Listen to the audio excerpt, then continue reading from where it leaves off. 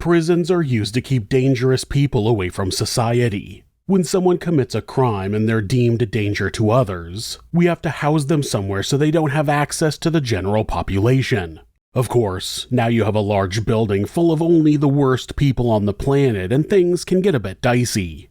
Most of the time, prisons have adequate security in order to keep the criminals at bay. Sometimes, though, the animals break free of their cages.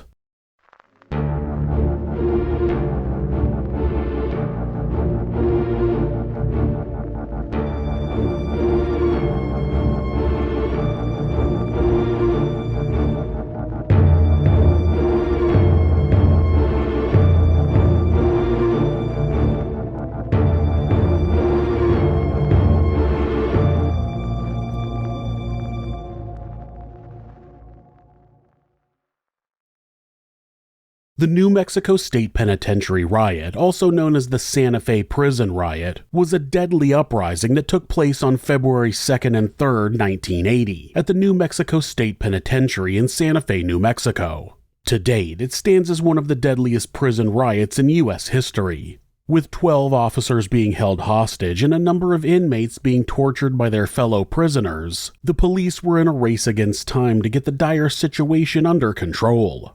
There was no secret what sparked the riot. It began due to long-standing grievances from the prisoners who complained of overcrowding, poor living conditions, inadequate medical care, and mistreatment by prison officials. Official reports of the actual inmate population at the time of the riots have provided conflicting information. According to a report later published by the Attorney General, New Mexico State Penitentiary was designed to house 1,058 inmates. The official population when the riot occurred was said to be 1,156. That in itself would mean that 100-odd inmates weren't being sufficiently accommodated, but in reality the number was greater than that. Due to renovations taking place in various blocks, there were only 974 available beds. Even that number includes the 11 beds in solitary confinement cells. Even if those were all full, 182 inmates were left, most likely sleeping on mattresses on the floor. The riot at the New Mexico State Penitentiary was not the first major disturbance in the prison's history. In 1975, there had been a change in leadership of the prison, which led to a major decrease in appropriately trained correctional staff. The staff members that moved into these positions of power began convincing inmates to become informants, something that was called the snitch game. That behavior saw a drastic increase in inmate-on-inmate violence at the prison into the late 1970s. In 1976, 4 years before the infamous riot, the inmates organized a work strike to protest poor living conditions in the prison. Deputy Warden Robert Montoya authorized his men to deploy tear gas into the affected cell blocks. As the inmates were overcome by the powerful fumes, they exited their cell blocks. Then, they were stripped naked and run nearly 100 yards down the central corridor through a gauntlet of officials who beat them with ubiquitous axe handles. This night became known as the Night of the Axe Handles. News of that incident came out after several eyewitnesses confirmed what happened, even including some prison officials. A federal lawsuit came from it, but by 1982 it was still pending. Deputy Warden Montoya was named in the suit as one of the assailants. The riot began when many of the prisoners were drunk off liquor they made inside their cells. Gary Nelson, who was an inmate in E2 Bunk 2, overheard other inmates talking about jumping the prison guards if they didn't lock the dorm door at the 1 a.m. count.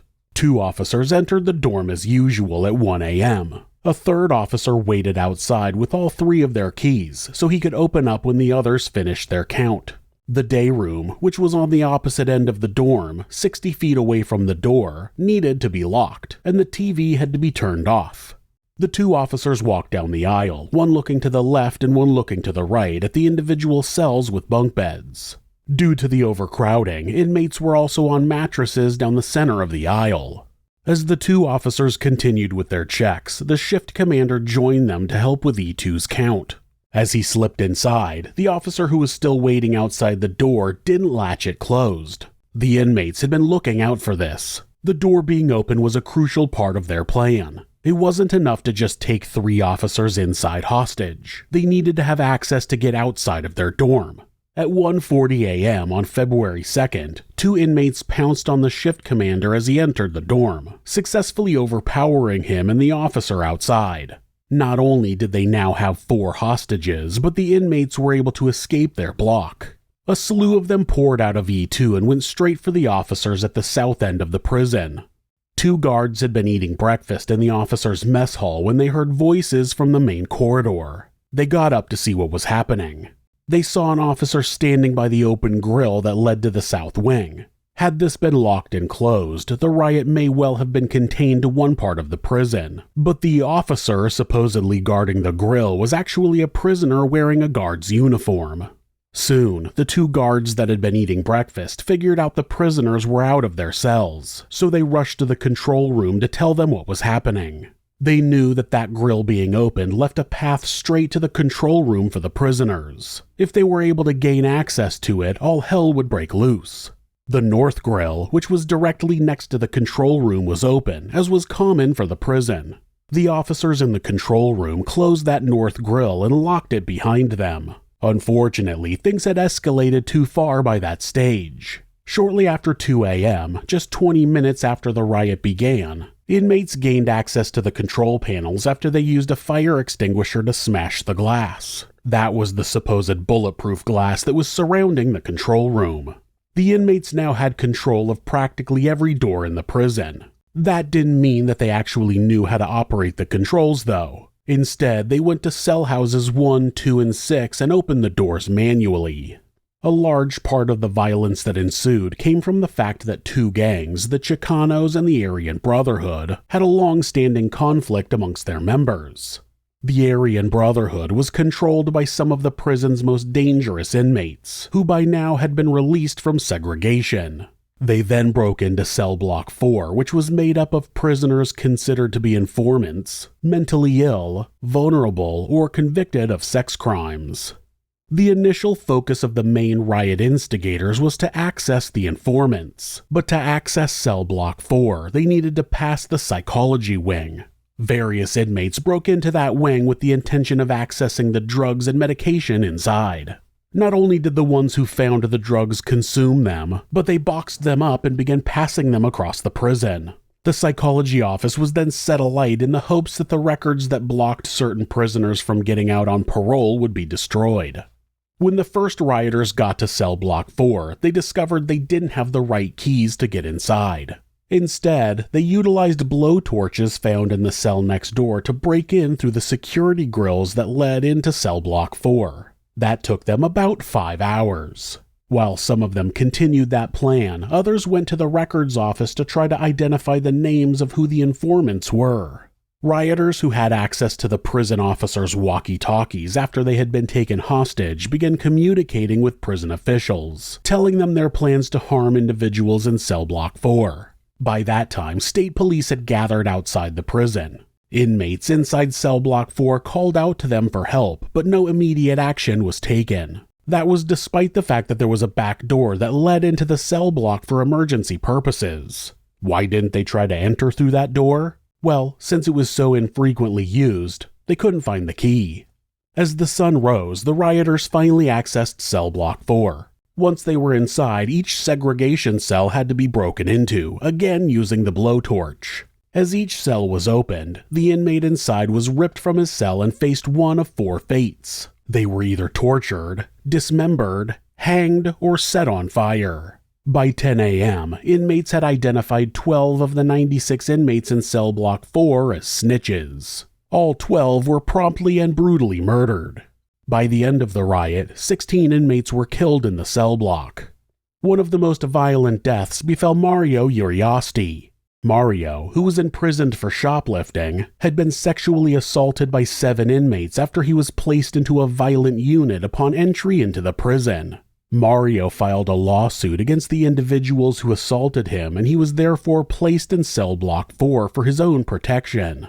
When control was regained of the prison, Mario's body was found hanging inside the cell block. His throat had been cut and his dismembered genitals stuffed inside of his mouth. What happened inside Cell Block 4 and other parts of the prison was truly something straight out of the most morbid horror movie you could imagine. One inmate was partially dismembered after he was thrown with a rope tied around his neck from the second-floor balcony. Others were hacked up and killed with shanks, metal pipes, and construction tools. The bodies of deceased inmates were piled up in the gymnasium and burned. After the riot erupted and authorities arrived on the scene, they focused on establishing contact with who they believed were the main ringleaders. By then, 12 officers were being held hostage, which meant the inmates had quite the bargaining chip with negotiators. If they didn't concede to their wishes, officers would be killed. The self-appointed leaders of the riot gave a list of demands to the negotiators, demanding changes to conditions inside the prison, like overcrowding and treatment by officers. As you can imagine, the negotiators were walking a fine line. They couldn't simply tell the inmates that everything they wanted would happen. Even if they did, there wasn't exactly much trust between the parties that either would do what they claimed. As the negotiations continued into February 3rd, a handful of officers were taken outside by concerned inmates, 2 of which had been cleverly disguised as inmates so the men trying to get them outside wouldn't face retribution. 7 of the 12 men who were held hostage sustained severe injuries, but none of them died. In the afternoon hours of Sunday, February 3rd, armed state police officers entered the prison through sections that had been burned down. Sources state that 33 inmates died that day, some from drug overdoses, others from being murdered. Over 200 inmates received injuries that needed treatment. Once an investigation into the incident was launched, it was discovered that a small group of inmates were responsible for the start of the riot. The subsequent investigation found that most of the inmates were trying to stay out of harm's way and had not participated in the heinous crimes that occurred. Surprisingly, there were few charges laid against the inmates who sparked the riot, with many of them only receiving a few years added on to their sentences. That was probably due to the difficulty of finding evidence as to who did what. In the months that followed, few of the prisoners' demands were actually put into place, even though state funding for corrections facilities did double in the days following the riot. Those who remained behind at New Mexico State Penitentiary were left living in an increasingly volatile environment. 4 inmates were stabbed to death that year and 2 guards were killed. Today, the New Mexico State Prison has been shut down, but you can visit the prison on the first weekend of the month between May and October. For a fee of $15, you can access a guided tour of where the riot began in E2 and visit Cell Block 4. When you're done, just make sure you lock the door behind you.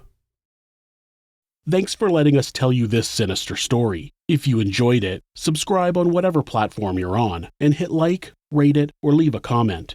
Join us next week when we'll take you somewhere sinister.